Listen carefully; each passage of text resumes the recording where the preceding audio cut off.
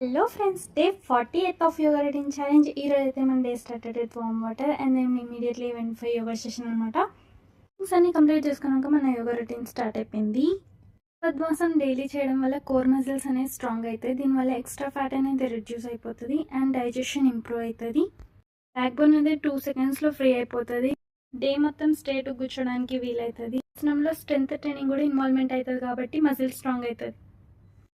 ఉష్ట్రాసనం and Sarvangasana and చక్రాసనం వచ్చేసి hand balancing and then కొన్ని యోగాసనాలు చేసిన తర్వాత శవాసనంతో అయితే మన యోగా రొటీన్ కంప్లీట్ అయిపోయింది. ఫుడ్ చేసిన తర్వాత కొంచెం ఎండలు తిరిగి ఉండే తర్వాత కాలేజ్కి రెడీ అయిపోయినాం. అండ్ లంచ్కి అయితే ఈరోజు పప్పు అండ్ క్యారెట్ కర్రీ పెట్టినారు.